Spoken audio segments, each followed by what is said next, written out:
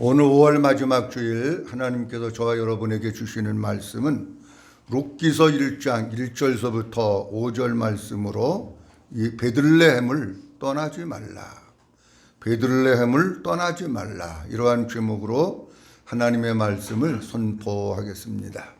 오늘 하나님의 말씀이 선포될 때에 말씀 듣는 일에 긴장하고 또 집중하고 사모하면서 말씀을 받는 가운데 우리 모든 성도들 마음 가운데 그 말씀이 믿음으로 채워지고 은혜로 채워지고 생명으로 채워져서 우리의 삶을 살아나가는 과정 가운데 어떤 일이 있어도 무슨 일이 있어도 베들레헴을 떠나지 않고 오직 예수로 살고 오직 믿음으로 사는 성도들이 될 수 있기를 주님의 이름으로 축원합니다. 오늘 본문 말씀을 드리기 전에 본문의 역사적인 배경을 먼저 간단히 말씀을 드리려고 합니다. 1장 1절 말씀에 보면 이렇게 본문이 시작되고 있습니다. 사사들이 치리하던 때에 그 땅에 흉년이 드니라, 이렇게 말씀합니다.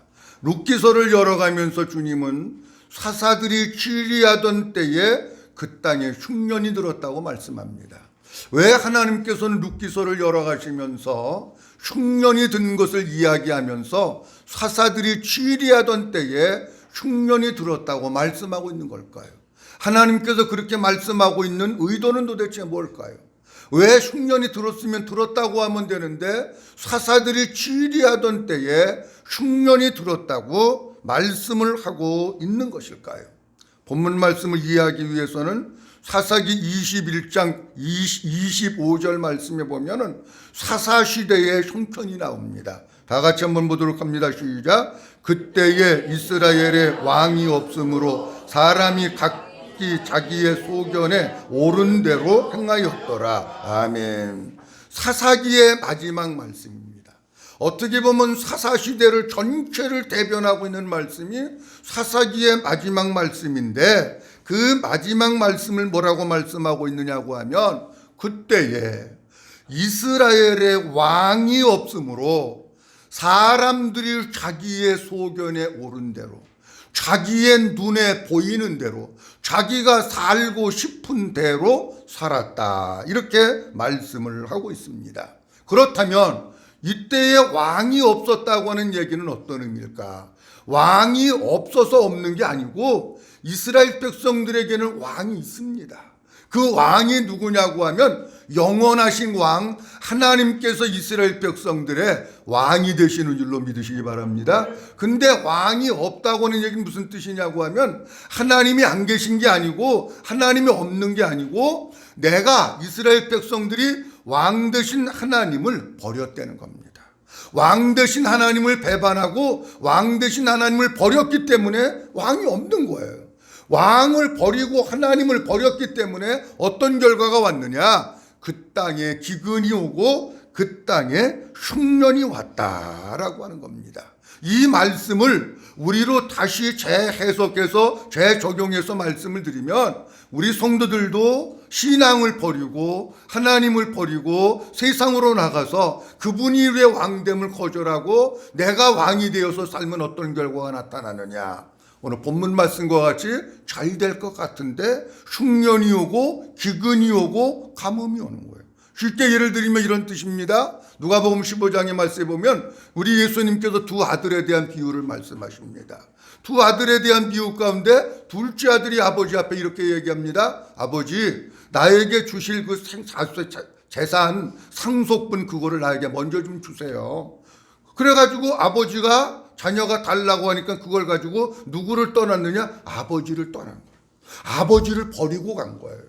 아버지를 버리고 내가 돈만 많이 있으면 세상에 나가서 잘 살 줄 알았어요. 사업하고 성공할 줄 알았어요. 그런데 아버지를 버리고 간 결과가 뭐냐? 비참하게 쫄딱 망하고 거지가 되어는 이런 신세로 전락하게 된 거예요. 자녀들은 아버지가 없으면 못 삽니다. 우리 사랑하는 성도들은 누구를 버리면 안 되느냐고 하면 왕이신 하나님을 버리면 살아갈 수 없는 거예요. 왕이신 하나님을 끝까지 붙들고 살아나가는 우리 성도들이 될 수 있기를 주의 이름으로 축원합니다. 오늘 베들레헴을 떠나지 말라고 하시면서 몇 가지 우리에게 말씀을 주시는데, 첫째로는 흉년이 들었다고 베들레헴을 떠나지 말라고 하십니다. 사사기 1장 1절 말씀 아까 봤는데 이렇게 말씀하고 있습니다. 다 같이 한번 읽습니다. 시작. 사사들이 치리하던 때에 그 땅에 흉년이 드니라. 유다 베들레헴의 한 사람이 그의 아내와 두 아들을 데리고 모압 지방에 가서 거류하였는데. 아멘. 사사들이 치리하던 때에 흉년이 드는 거예요. 그러니까 흉년이 드니까 이 본문 말씀 속에 나와 있는 이 가정이 어떻게 되느냐 하면 자기가 살고 있었던 베들레헴을 갖다가 떠나는 거예요. 떠나가지고 어디 가서 사느냐? 모압이라고 하는 곳에 가서 살게 됐다라고 하는 겁니다. 다시는 내가 베들레헴에 안 온다, 이런 마음을 가지고 자기가 가지고 있던 재산이라든지 이런 거를 다 정리하고 처분하고 베들레헴을 떠나고 간 거예요. 여러분, 베들레헴이 뭐냐? 베들레헴이라고 하는 뜻은 여러 번 말씀드렸습니다만 떡집이라고 하는 뜻입니다. 그런데 사람이 떡집, 밥이 있는 거기에 있어야 내가 밥을 먹고 사는 건데, 떡집을 떠나면은 살아갈 수가 없는 거예요. 근데 오늘 본문 말씀은 또 다른 의미로 어떤 말씀을 해주시고 있느냐고 하면, 본문의 내용 그대로는 가뭄이 들어서 먹을 양식이 없는 거예요. 근데 영적으로는 무슨 뜻이냐고 하면, 마지막 때가 되면 하나님께서 우리에게 주시는 생명의 양식을 먹어야 되고 생수를 먹어야 되고 복음을 먹고 살아야 되는데, 그런 것들이 점점 없어진다고 하는 얘기입니다. 아모스서 8장 11절 말씀에 보면 이렇게 말씀하고 있습니다. 주 여호와의 말씀이니라. 보라, 날이 이를지라 내가 기근을 땅에 보내리니 양식이 없어 주림이 아니며 물이 없어 가람이 아니요 여호와의 말씀을 듣지 못한 기갈이라. 이렇게 말씀하십니다. 영적으로도 뭐가 오느냐? 기근과 기갈이 온다는 거예요.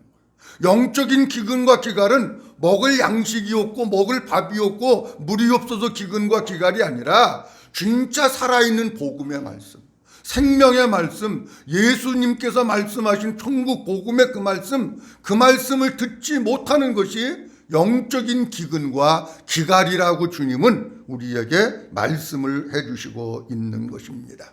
사랑하는 성도 여러분, 우리에게 기근이 왔다고 해서, 흉년이 왔다고 해서, 기근이라고 하는 것은 다른 말로 얘기하면 먹고 살기가 힘든 거예요. 그렇죠? 우리로 얘기하면 대한민국의 경제가 지금 많이 힘들다고 그럽니다.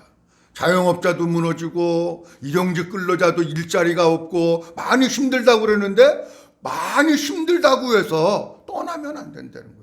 흉년이 왔다고 베들레헴 떠나면 굶어 죽는 거예요. 흉년이 와도 어디에 있어야 되느냐? 베들레헴에 있어야 되는 거예요. 사랑하는 성도 여러분, 여러분들 신앙생활하다가 때로는 힘들고 경제적으로 쪼들리고 돈이 없고 여러 가지 형편에 의해서 신앙생활도 못하겠다고 하는 한계점에 왔을 때, 그때 떠나지 마시고 끝까지 베들레헴에 남아있는, 끝까지 믿음으로 사는 우리 성도들이 될 수 있기를 주님의 이름으로 축원합니다. 두 번째로, 베들레헴을 떠난 것은 예수님을 떠난 것이라고 하십니다. 오늘 본문 말씀, 아까 베들레헴에 대해서 베들레헴이라고 하는 뜻은 떡집이라고 말씀하셨어요. 그런데 조금 이따 읽겠습니다마는 진짜 떡은 누가 진짜 떡이냐고 하면 예수 그리스도가 진짜 생명의 떡이에요. 성경엔 여러 번 말씀하고 있어요. 그러면 떡집을 떠났다고 하는 것은 예수님을 떠난 것을 얘기하고 있는 거예요. 자, 성경 말씀 한번 보도록 합니다. 요한복음 6장 35절 말씀 다 같이 보도록 합니다. 시작. 예수께서 이르시되 나는 생명의 떡이니 내게 오는 자는 결코 줄이지 아니할 터이요 나를 믿는 자는 영원히 목마르지 아니하리라. 아멘. 6장 48절입니다. 시작. 내가 곧 생명의 떡이니라. 아멘. 자, 보세요. 예수님이 생명의 떡이에요. 지금 엘리멜렉이라고 하는 사람의 가정이 베들레헴을 떠났다고 하는 것은 지금 우리에게는 무슨 뜻이냐? 생명의 떡이 있는, 생명의 떡이신 예수님을 버리고 떠났다는 거예요.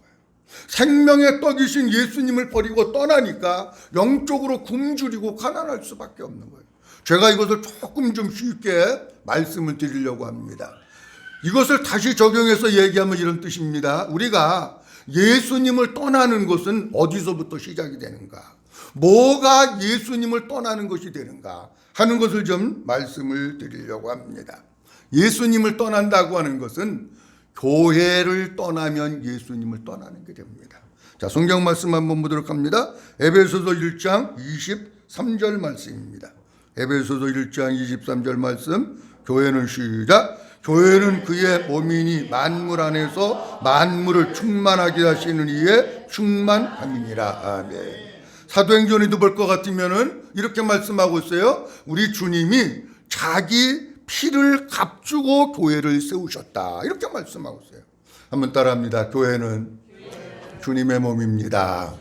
자, 보세요. 교회가 주님의 몸이래요. 다시 말씀드리면 복음으로 얘기하면 우리 한 사람 한 사람이 성전이고 우리 한 사람 한 사람이 주님의 몸이에요. 그런데 또 다른 의미로 보면 뭐냐? 다른 의미로 보면 눈에 보이는 이 교회 공동체도 하나님께서 세우신 거예요. 자, 우리가 보세요. 이 교회 공동체를 떠나게 되면 하나님께서는 교회 공동체 안에 모든 것을 충만케 하시고 여기에서 복음을 전하고 여기에서 은혜를 주시고 여기에서 하나님을 만나게 하시는 거예요. 믿으시면 합니다. 여기서 하는 거예요. 여기서. 그런데 만약에 여러분들이 하나님께서 피로 값주고 세우신 주님의 몸된 교회를 떠나서 세상으로 갔다. 그러면 기도도 안 되는 것이고요. 생명의 말씀, 복음의 말씀도 못 듣는 것이고요. 신앙생활을 유지할 수 있는 길이 없는 거예요.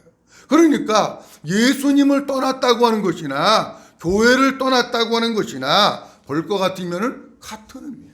사랑하는 성도 여러분, 아무리 힘들어도 마지막 시대에는요, 사람들이 배도하는 사람이 자꾸만 드러납니다. 예수 버리고 예수 떠나고 세상으로 가는 사람들이 자꾸만 드러납니다. 아무리 힘들고 아무리 돈에 쪼들리고 경제적으로 위협이 오고 먹고 사는 문제가 힘들다고 할지라도 교회 떠나지 말고 예수님 떠나지 말고 예수님이 주시는 생명의 말씀을 먹으면서 살아나가는 우리 성도들이 될 수 있기를 주의 이름으로 축원합니다. 셋째로 베들레헴을 떠나면 거류하는 자가 된다고 하십니다. 한번 따라합니다. 베들레헴을 떠나면 거류하는 자가 된다고 하십니다. 1장 1절 말씀 다시 한번 봅니다. 어디서부터 보냐고 하면 유다 베들레헴의 한 사람이, 거기서부터 봅니다. 시작. 유다 베들레헴의 한 사람이 그의 두 아내와 두 아들을 데리고 모압 지방에 가서 거류하였는데, 한번 따라합니다. 거류하였는데, 뭐 하였는데? 거류하였는데. 베들레헴을 떠나면 어떤 인생을 살게 되느냐고 하면 거류하는 인생을 살게 되는 거예요. 여기 거류하다라고 하는 뜻은 어떤 뜻이냐고 하면 길에서 벗어나다, 경외하다, 버려지다, 나그네가 되다, 그런 뜻입니다. 그러니까 무슨 얘기냐고 하면 엘리멜렉의 가정이 베들레헴을 떠나서 모압 지방에 가가지고 거류를 했다는 거예요. 다 무슨 말씀이냐고 하면 이런 얘기입니다. 이 가정이 모압 지방에 가서 여호와 하나님을 경유하는 거기에서 그 길에서부터 벗어나가지고 그리고 나그네 삶을 살아나가면서 그렇게 살다가 보니까 하나님께 버림받은 인생이 됐다는 거예요. 사랑하는 성도 여러분, 베들레헴 떠나면 하나님 경유하는 길에서 벗어나게 됩니다. 나그네 인생을 살게 됩니다. 하나님께 버림받는 사람이 되는 것입니다. 결국 거기에서 정착하지도 못하고 떠돌이 인생, 버림받는 인생을 살다가 힘든 고난이 더 많이 왔던 거예요. 자, 쉽게 말씀드리면 창세기 4장에도 볼 것 같으면 가인과 아벨에 대한 말씀이 나옵니다. 그런데 가인이 아벨을 돌로 쳐서 죽이고 여호와 앞을 떠나서 유리하는 자가 됐다, 그렇게 말씀하고 있어요. 여기 유리하는 자가 어떤 뜻이냐고 하면 거리에서 방황하는 사람을 이야기하고 있는 거예요. 어디 한 곳에 사람은 정착을 해야 되는데 정착하지 못하고 거리에서 그냥 방황하면서 어디서 살지도 모르는 그런 삶을 살게 되는 거예요. 왜 가인이 이렇게 사느냐? 여호와 앞을 떠나니까 거리에서 방황하며 거류하는 자기의 삶을 살아갈 수밖에 없었다라고 하는 겁니다. 사랑하는 성도 여러분, 우리가 예수님을 떠나고 싶은 마음도 때로는 사람이기 때문에 있을 수 있어요. 때로는 교회를 떠나고 싶은 유혹을 받을 때도 있어요. 거기 나가면, 세상에 나가서 내 마음대로 살면 더 행복하고 편안하게 살겠다, 그런 유혹도 받을 때가 있습니다. 그러나 분명히 기억할 것은 생명의 떡 되신 예수님 떠나면 거류하는 자가 되어서 하나님 경유하는 길에서 벗어나게 되고, 그리고 나그네 인생 살게 되고, 방황하는 인생을 살게 되고, 하나님께로부터 버림받는 인생을 살아갈 수밖에 없다라고 하는 겁니다. 거류하는 자 되지 말고 주님 안에서 사는 성도들 될 수 있기를 주님의 이름으로 축원합니다. 그런데 2절 말씀을 좀 봐야 될 텐데, 2절 말씀에 보면 베들레헴을 버리고 모압으로 내려간 사람의 이름이 나옵니다. 그 가정의 이름이 쭉 나오는데, 자, 여기서부터 여기까지 봅니다. 시작. 그 사람의 이름은 한번 따라합니다. 엘리멜렉이요. 누구라고요? 엘리멜렉이요. 왜 제가 여기를 봤느냐고 하면 엘리멜렉이 그 가정의 가장입니다. 그렇죠? 엘리멜렉이 그 가정을 이끌어가는 사람입니다. 근데 지금 엘리멜렉이 베들레헴을 버리고 갔기 때문에 비극이 찾아오는데, 엘리멜렉이라고 하는 사람의 이름의 뜻이 뭔가, 그걸 말씀드리려고 해요. 여러분, 엘리멜렉이라고 하는 사람의 이름의 뜻은 여호와 하나님이 나의 왕이십니다, 그 이름의 뜻입니다. 그리고 이 이름의 뜻을 딱 보면, 아하, 엘리멜렉이 사는 길은 다른 거 없어요. 하나님이 나의 왕이심을 믿고 왕 대신 예수님께, 왕 대신 하나님께 이끌려 살고, 왕 대신 하나님의 통치를 받으면서 살고, 왕 대신 예수님을 잘 섬기면서 살면 왕 대신 하나님이 엘리멜렉의 가정을 책임져 주시고 필요한 것을 공급해 주시고 이끌어 주시는 줄로 믿으시기 바랍니다. 하나 왕 대신, 아니 왕이 그런 능력이 없습니까 여러분? 왕은 무엇이든지 할 수 있는 능력이 있는 거예요. 다시 말씀드립니다. 우리의 왕은 누구냐? 예수님이 우리의 왕이십니다. 믿으시면 하면 한번 따라합니다. 예수님이 나의 왕이십니다. 예수님이 나의 주인이십니다. 아멘. 그 예수님이 나의 왕이시고 예수님이 나의 주인이신데, 왕 대신 예수님 하나님 잘 섬기고 그분이 원하시는 대로 살기만 하고 그분이 이끄는 대로 살면 나머지 모든 것은 누가 책임져 주시고 누가 채워주시고 누가 보충해 주시느냐? 하나님이 채워주시고 하나님이 보충해 주시고 하나님이 이끌어 주시는 줄로 믿으시기 바랍니다. 이게 안 되니까 이런 결과가 나타난 겁니다. 결론입니다. 베들레헴을 떠난 엘리멜렉의 가정은 어떤 결과를 가지고 왔을까 하는 겁니다. 룻기서 1장 3절 말씀 다 같이 보도록 합니다. 나오미의 시작. 나오미의 남편 엘리멜렉이 죽고, 잘 보세요. 나오미의 남편 엘리멜렉이 뭐하고? 죽고. 5절 말씀 봅니다. 시작. 말론과 기리온 두 사람이 다 죽고. 말론과 기리온 두 아들이 있었는데 아들이 다 죽고. 그러면 잘 보세요. 이 가정에는 남자가, 아버지가 있었고 아들 2명 있었어요. 근데 아버지가 죽고 아들 2명이 다 죽은 거예요. 어디를 떠나서요? 베들레헴 떠나서요. 한 군데 더 봅니다. 20절 말씀입니다. 20절 말씀 한 군데 더 보도록 합니다. 20절 나오미가 시작. 나오미가 그들에게 이르되 나를 나오미라 부르지 말고 나를 마라라 부르라. 이는 전능자가 나를 심히 괴롭게 하였습니다. 아멘. 여기 무슨 얘기냐고 하면 아들 2명 다 죽고 남편도 죽고 모압 땅에서 살 수가 없는 거예요, 나오미가. 그래가지고 며느리를 데리고 어디로 왔느냐고 하면 고향으로 돌아온 거예요. 결국 베들레헴으로 돌아오니까 사람들이 가만히 보고 있다가 나오미가 오네. 그래가지고 사람들이 와가지고 나오미가 왔다고 지금 막 소리 지르는 거예요. 여러분, 나오미가 왔습니다. 베들레헴 떠나고 갔던 나오미가 왔습니다. 막 그런 얘기를 하니까 나오미가 무슨 얘기를 하느냐면 이렇게 얘기합니다. 나를 나오미라고 부르지 말아라. 나를 마라라고 부르라. 왜 그러냐고 하면 나오미라고 하는 이름의 뜻은 기쁨, 즐거움, 아름다움, 그런 뜻입니다.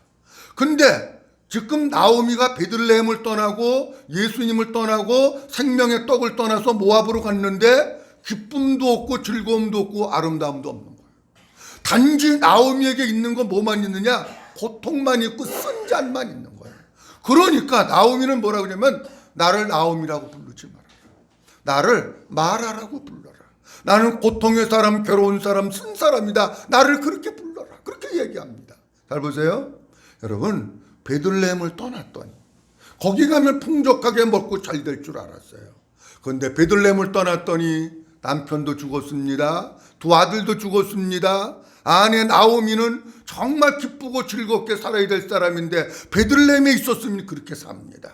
근데 베들레헴을 떠나고 나니까, 주님 품 떠나고 나니까 고통과 괴로움 속에서 쓴 인생을 살아갈 수밖에 없었던 거. 오늘 말씀 정리하고 마치려고 합니다. 우리 사랑하는 성도 여러분, 이 가정에 이렇게 비극이 찾아온 것은 가장이 잘못해서 그렇습니다. 부모님이 잘못해서 그렇습니다. 저는 가장이라고 하는 것을 생각할 때 두 가지로 생각합니다. 하나는 육신적인 가장이 있습니다. 눈에 보이는 육신적인 가장은 여러분들 집의 남편이 육신적인 가장입니다. 또 하나는 영적인 가장이 있습니다. 영적인 가장은 누구냐? 그 가정을 믿음으로 세워나가는 아내가 될 수도 있고 남편이 될 수도 있고 그 가정을 믿음으로 세워나가는 그 사람이 영적인 가장입니다. 중요한 건 뭐냐? 영적인 가장이 잘못 결정을 내리고 베들레헴을 버리고 모압 땅에 갔더니 죽음과 고통밖에 안 왔다는 거예요.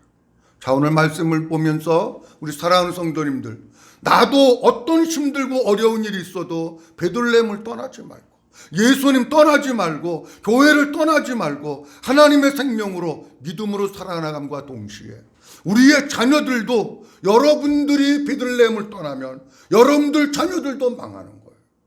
여러분들 자녀들이 세상으로 나가면 여러분들 자녀들에게도 고통이 오는 거예요. 그러니까 나도 믿음으로 예수 안에서 살고 여러분들 자녀들도 세상에 잘 되는 거, 출세하는 거, 좋은 직장 가는 거, 그것 때문에 기뻐하지 말고 진짜 수르보니게 여인과 같이 내 아들이 하나님 앞에서, 내 딸이 하나님 앞에서 믿음으로 살지 못하는 것을 안타깝게 생각을 하면서 그 영혼들을 복음으로 세우고 믿음으로 잘 세워서 나도 믿음으로 승리하고 여러분들의 자녀들도 끝까지 믿음으로 살아서 하나님의 기쁨이 되고 하나님께 영광이 되고 하나님께 쓰임받는 이런 우리 모두의 가정들이 될 수 있기를 주님의 이름으로 축원합니다.